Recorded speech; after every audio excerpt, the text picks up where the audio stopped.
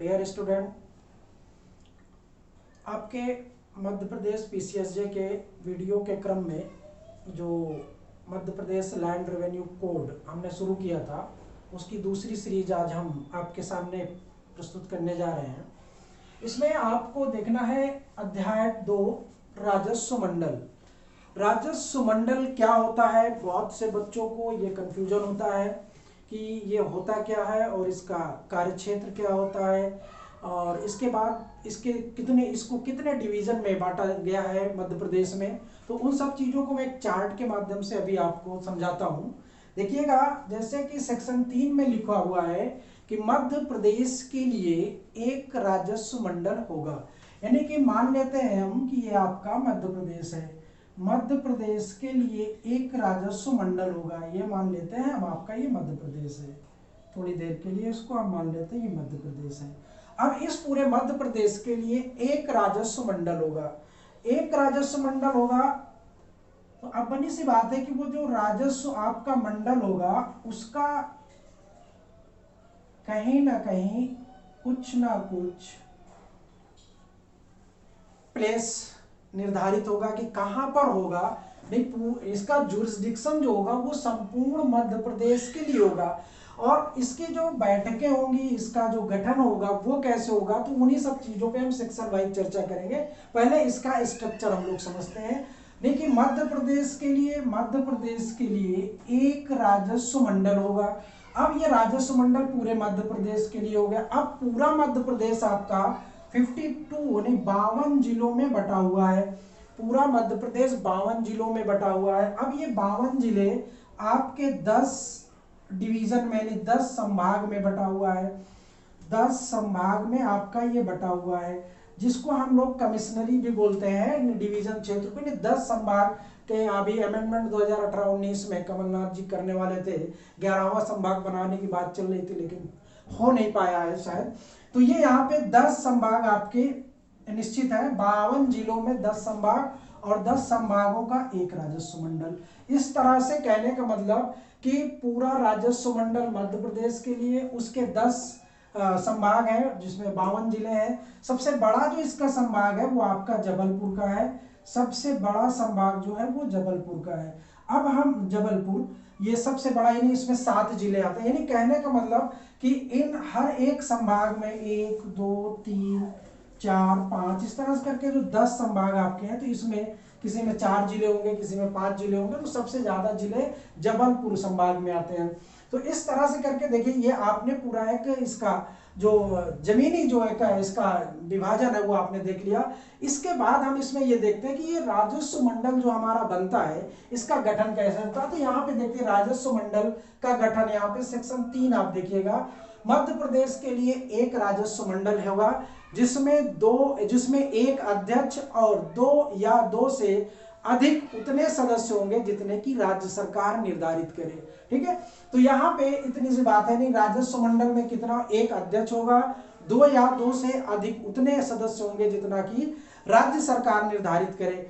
इसके बाद देखिएगा यहाँ पे राजस्व मंडल का जो प्रधान स्थान तथा उसकी बैठकों के अन्य स्थान, ये सेक्शन 4 में आप देखिए। जैसा मैं कह रहा था कि मध्य प्रदेश राजस्व मंडल का जो मुख्यालय है, जहां पे इसकी बैठकें होती हैं, वो आपका है ग्वालियर। यानी राजस्व मंडल का जो मुख्य स्थान है, यानी कि प्रधान स्थान जिसको आप बोलोगे, वो कौन सा है? वो आपका ग्वालियर है। ग्वालियर के बाद इसके कुछ जगह और हैं, जैसे आप इसकी बैठकें और भी कर सकते हो, जैसे इंदौर में भी कर सकते हो, जबलपुर में भी कर सकते हो और रीवा में भी कर सकते हो। इसके अलावा इसके स्थानीय बैठक के जो स्थान है वो आपका भोपाल भी है, सागर भी है, और भोपाल, सागर और उज्जैन ये प्लेस भी है। यानी कि ग्वालियर आपका हेड ऑफिस है। ग्वालियर के बाद अन्य जगह जो है वो आपके इंदौर है। इंदौर के बाद आपका जबलपुर भी है। तो इस तरह से करके इसके अन्य बैठक के जो स्थान है, रीवा भी है आपका, एक जबलपुर भी है, रीवा भी है आपका। और इसके अलावा जो क्षेत्रीय है वो भोपाल है आपका, सागर है, और भोपाल, सागर और आपका उज्जैन। इंदौर, जबलपुर और रीवा, ये तीन यानी मुख्य स्थान ये है, उसके साथ अन्य स्थान ये होंगे। उसके बाद जो आपके लोकल यानी स्थानीय है वो आपके भोपाल है, उज्जैन भी है और सागर भी है, यानी इन स्थानों पर भी ये अपनी बैठकों को संपन्न कर सकता है। इस प्रकार से अब इसके मंडल के सदस्यों की सेवा शर्तें क्या हैं? इसके मंडल के सदस्यों की जो सेवा शर्तें हैं वो ये हैं कि अगर कोई भी सदस्य किसी अक्षमता के कारण समय पर उपस्थित नहीं होता है तो राज्य सरकार उसकी जगह किसी भी अन्य व्यक्ति को नियुक्त कर सकता है, ये राज्य सरकार करेगी। राज्य सरकार उसकी जगह पे अगर कोई सदस्य अपने सर्विस को सही तरीके से नहीं दे पा रहा है तो उसके जगह किसी अन्य सदस्य की नियुक्ति कर दी जाएगी। इसके बाद इसके सदस्यों की जो अर्हता होती है, जो क्वालिफिकेशन होती है, वो क्या होती है? इसमें सदस्य वही व्यक्ति बन सकता है जो उच्च न्यायालय का न्यायाधीश होने की योग्यता रखता हो। आपके उसमें निगेटिव में दिया गया है अर्हित नहीं होगा जब तक कि वो हाई कोर्ट का न्यायाधीश बनने की योग्यता नहीं रखता है या किसी राजस्व पद पे वो ना रहा हो, यानी ये निगेटिव वे में आपकी डिफिनेशन दी गई है। यानी कि उसे सदस्यों में यहाँ देखिएगा आपको कि उसके जो सेवा की शर्तें हैं, यानी कि वो हाई कोर्ट का न्यायाधीश बनने की, हाई कोर्ट का न्यायाधीश बनने की योग्यता रखता हो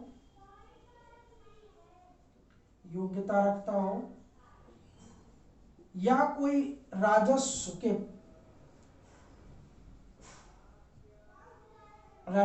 के पद पर कोई अधिकारी रहा हो, राजस्व पदाधिकारी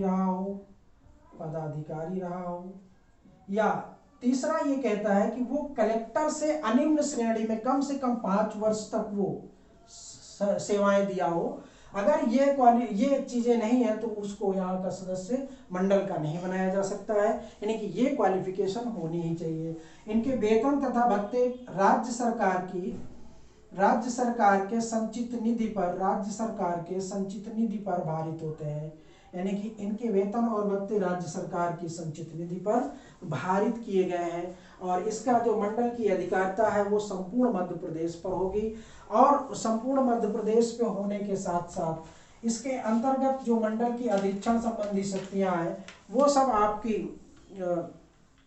कौन कौन सी शक्तियां, यानी जो भी राज्य सरकार अपने नियम और कानून के माध्यम से इनको कृत्य करने के लिए जो दायित्व दिया जाएगा उनको ये पूर्ण रूप से करेंगे, और इसकी अधिकारिता संपूर्ण मध्य प्रदेश पर होगी। इसके बाद आप देखिएगा इसके जो मंडल की जो अधीक्षण संबंधी शक्ति है, वो जो अधीक्षण संबंधी शक्तियां हैं समस्त मामलों में, चाहे वो अपीली हो चाहे वो पुनरीक्षण संबंधी मामले हो, सब में इसकी अधिकारिता होगी। कहने का मतलब इसकी जो मंडल की अधीक्षण संबंधी, यानी कि ये पुनरीक्षण के मामलों में भी और अपीली मामलों में भी पूरा अधिकार रखेगी। इसके बाद एक सदस्यीय तथा बहुसदस्यीय न्यायपीठों द्वारा अधिकारिता का प्रयोग, यानी कि यहाँ पे ये कहा गया है कि अगर मंडल का कोई भी सदस्य से एक अगर उसका बेंच एक उसकी पीठ बना दी जाती है, कलपीठ, और अगर बेंच उसकी बना दी जाती है यानी कि दो सदस्यों की कोई पीठ बना दी जाती है, अगर वो कोई फैसला देता है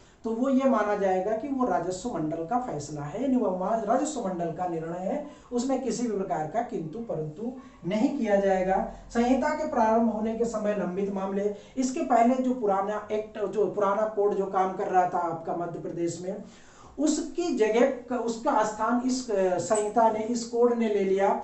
इस कोड के उसका प्लेस लेने के बाद उसमें जितने भी लंबित मामले रहे होंगे वो सब ट्रांसफर होके इस एक्ट के तहत संचालित होंगे, यानी इस राजस्व मंडल में वो सब समाहित हो गए हैं, निहित हो गए हैं, अर्थात उनका समस्त जो कार्य होगा, उन पे जो फैसले होंगे अब यही राजस्व मंडल करेगा।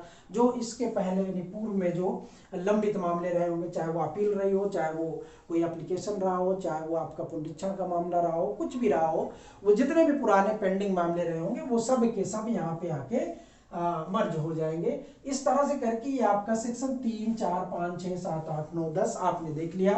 और उसका आपने जुरिस्डिक्शन भी देख लिया। मैं यहाँ पे एक चीज़ और बता दूं, इसके जस्ट बाद जब हम लोग दूसरे वीडियो में देखेंगे तो वहाँ पे सेक्शन 11 देखेंगे, और सेक्शन 11 में आप देखेंगे कि वहाँ पे राजस्व अधिकारियों का एक सोपान क्रम दिया गया है कि राजस्व अधिकारी कौन होता है। उस राजस्व अधिकारी को देखने के लिए मैं आपको एक क्रम बना देता हूँ, जहाँ पे आपको आसान, देखिए जिला तहसील लेवल आप जानते हो, तहसील लेवल होता है, उसके बाद आपका डिस्ट्रिक्ट लेवल होता है, डिस्ट्रिक्ट लेवल के बाद आपका संभागीय लेवल होता है, संभागीय लेवल के बाद आपका फिर ये पूरा मंडल लेवल होता है। यानी कि यहाँ पे तहसील आपकी आती है, तहसील आती है, तहसील में आपके देखिए चार तरह के, तहसील में 4 तरह के अधिकारी आपके काम करते कई तरह के, लेकिन यहाँ के जो हेड के रूप में नायब तहसीलदार आपका, यहाँ पे मैं नायब तहसीलदार, नायब तहसीलदार,